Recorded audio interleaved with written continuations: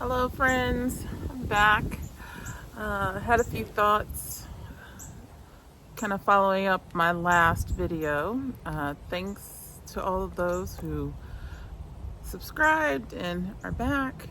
Thank you. If you don't know who I am, I'm JaCara, and this channel is about how to integrate mind, body, spiritual and emotional and mental health, and balance all those things, which is difficult at times, And the thing that has been coming to me recently, I am outside in my garden. This is one of my favorite places to be. It's one of the places that grounds me, and I get so much joy out of growing things and seeing things grow in front of me and blossom and bloom. And I kind of wanted to relate that to how it is in life, right? I'm sorry, my neighbors are going to be loud. They have no regard for contemplative thoughts on YouTube. So if you hear noise in the background, that is what's going on. Anyway, I wanted to relate the garden to life and, as an analogy, because recently, as I discussed in my last video, I am going through a transition where I have left one phase of my life and I'm going into a different phase of my life. I've changed my profession, I've changed my outlook on life in general, and very specifically trying to focus on the things that will bring me more balance and better quality of life. So one of the things that I thought about was, and as you go throughout your life, right? As I said before, I am in my mid-50s and I've gone through, quite a bit of experiences in life, but I have yet to experience, the latter half of my life, and that is a transition I think that will bring me to a better understanding of myself. I definitely, absolutely understand myself better now than I ever have. And some of the revelations have not been an easy integration into my psyche. For instance, I always knew I was a sensitive person. I always knew that I get overstimulated, all of the things that highly sensitive people experience. I knew that even when I was a child, and only recently have I discovered why that is. And I won't get into the details of that, but just know that there's definitely reasons why we are who we are. And when we start to deny parts of ourselves or deny the truth of who we are, I think that's when we start to suffer. And going back to the garden analogy, you can plant a seed hoping that you have a tomato plant, right? You're like, I have a tomato seed, I'm gonna get a tomato plant out of this. And what if nature acted the way human beings acted? What if nature said, I know I'm a tomato, but I'm gonna become a cucumber. Right? I know that sounds crazy, but stick with me here. I'm cooking here. In nature, things do not deny their true selves. They grow and become the truest form of who they are or who it is. Like, You know, tomatoes are going to become tomatoes. Cucumbers are going to become cucumbers. Only when, you know, scientists and outside forces start to enforce different expectations on nature does it become something it is not. And then it kind of fights back, and, you know, we feel the effects of that, like global warming and, you know, other kind of things. So that is to say, like, I am no longer fighting my true nature. I am embracing my true nature. I get overstimulated. I don't like being around a lot of people. I am highly sensitive, and I have lots of sensory triggers. And before I used to, you know, fight that and go, oh, you can do it. You just, you know, just push through it, you know, fighting. You have to appear like everybody else and be like everyone else and just be the reflection of those around you and, you know, try to appear normal, right? Normal. What is normal anyway, right? And now I've realized how I've paid a price in doing that. And the moment I decided to stop doing that, things started to fall apart in general, like my life, you know. I started to see things around me as not beneficial, not fitting in with my true nature, and therefore I reject those things. And in rejecting those things, I am, you know, I self-isolate. I've done all these things that, not that are harmful, but have caused me to understand that I have paid a price for going against my true self. But at some point in life, you have to stop doing that, right? You have to stop pretending. You have to stop looking on the outside for validation, looking for other people to tell you who you are and tell you what your true nature is. Unfortunately, when you do finally stand up for yourself and say, no, this is who I am, this is what I want, this, you know, and this can change from different parts of our lives. From, you know, the things I wanted when I was younger is very different than the things I want now. But not being true to yourself, you will pay a huge price. And like I said, unfortunately, when you do finally set boundaries and start to say, look, no more, I can't do it anymore. Some people will not accept that. Sorry, there's flies. Some people won't accept it. And it could be someone close to you. It can really make you feel, like I said, isolated, alone, lonely.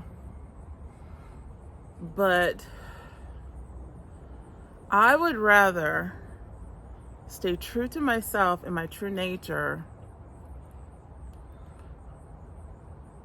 and stand alone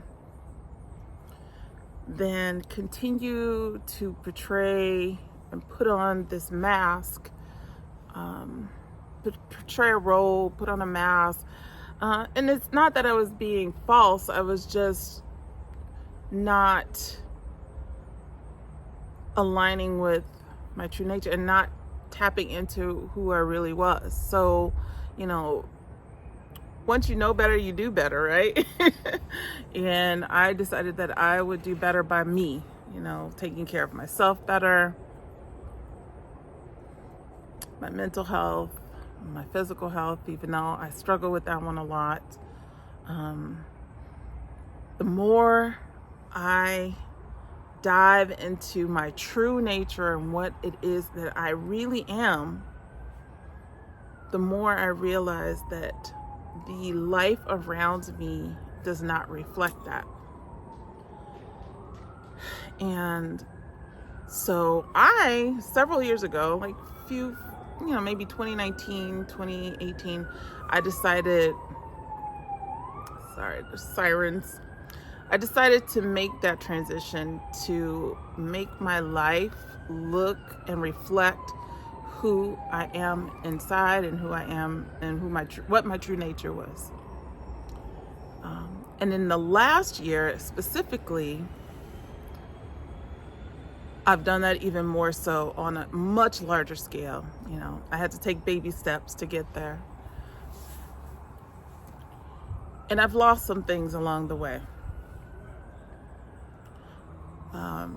Lost a career that I had wanted so wholeheartedly and thought that that was what was going to make me be a valid person and validate me. And I've lost family members. I've lost loved ones. But I wouldn't change anything about it. I wouldn't change anything. I wouldn't. As painful as the loss has been, for me, it has been worth it, because those who do understand, those who do see me and love me for me, they're still with me. And I just want to encourage you, if you are living a life that does not reflect your true nature and who you are internally, your real self. Now, getting to that real self is going to take a lot of work. It's a lot of work. I mean, I'm constantly doing work on myself, and I can't say that I've figured everything out, because I haven't. There's parts of me that I still have not, looked deep down into, because, it's scary, and it can worry you, and it can cause you to feel things that you don't want to feel. But there's not a day that goes by that I don't feel like it's worth at least trying. So I know that was kind of a ramble. I tend to ramble here, and I'm not going to apologize for that, because it's how I process things. But I encourage you to continue to do the deep dives into yourself, to find out who you are to the very core, and honor that and honor it, even if it means you may lose some people, some things, a profession. You may lose some things along the way, because ultimately, I believe, this is just my belief, you don't have to agree, that we are here to be our authentic selves and to be our fully realized and actualized selves. There's lots of things that get in the way of that. It's hard to be self-actualized if you're hungry, or if you're scraping around to get money to find housing, or you're not in a stable environment, or you weren't given tools to, navigate the world. However, I believe as we become adults and we become responsible for ourselves, we become responsible for our emotions, our actions, taking responsibility for our own lives,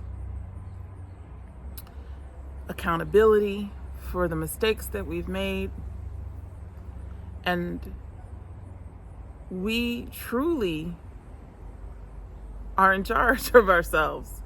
So that all being said, I think some are just afraid to go to those depths. They don't want to lose the relationships. They don't want to lose the physical or emotional benefits that they've, acquired over the years. And that's understandable. Nobody's saying you have to do it all, all in one fell swoop. Again, baby steps. And for me, that's been a key for me. And I think on my last video, someone said that they are in a new era. They have transitioned to a new era. And I think that's kind of where I am too. And you can, like I said, you can have these transitions throughout your life. This era, I really do not know what is gonna come. I don't have a crystal ball. I can't see into the future necessarily.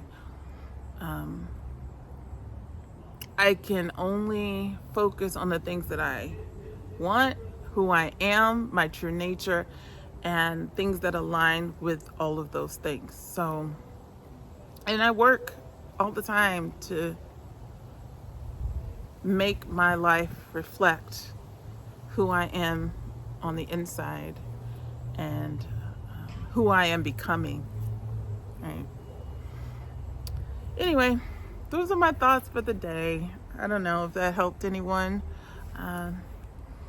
You don't need permission from me to be who you really are.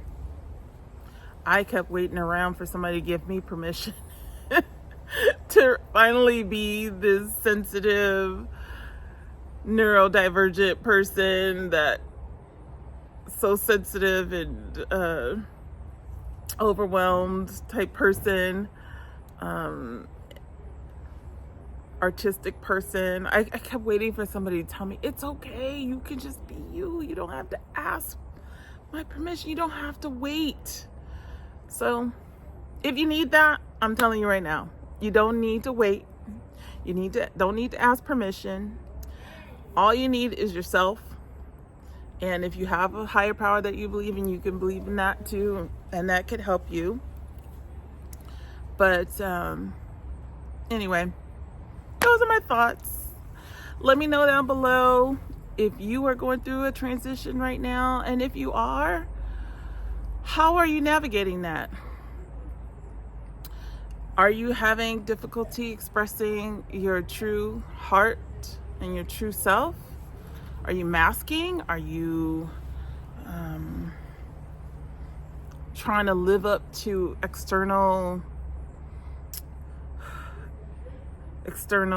pressures, external responsibilities, things that are are imposed on you that you did not sign up for?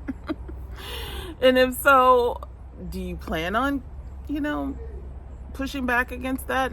If so, how are you doing that? I said in my last video also that I would rather live in a cave and eat out of the garbage can than live a life that does not align with who I am. Not to say that we have to go to those extremes, but I said that because I know what I'm willing to sacrifice to be my true self. And if that comes with some grief, if that comes with some loss, then so be it, because I gain myself. I gain the fruits and the wisdom and the benefits of living in my true nature. I get to be a ripe, juicy tomato, which is what I was put here to be. In other words. and probably the most delicious version of myself. All right, I'll get off the fruit analogies.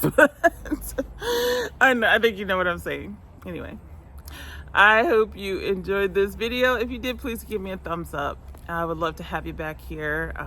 If you want to share these moments, even though I have loud neighbors, I'll try to find a quieter place next time. But I would love to have you back. And if you want to come back, just go ahead and subscribe, hit the notification bell so you know when I upload. I am trying to do it once a week, typically on Friday. Anyway, I hope you have a great day or night wherever you are. And the horn tells me I gotta go because they're getting even more loud. I'll talk to you later. Take care.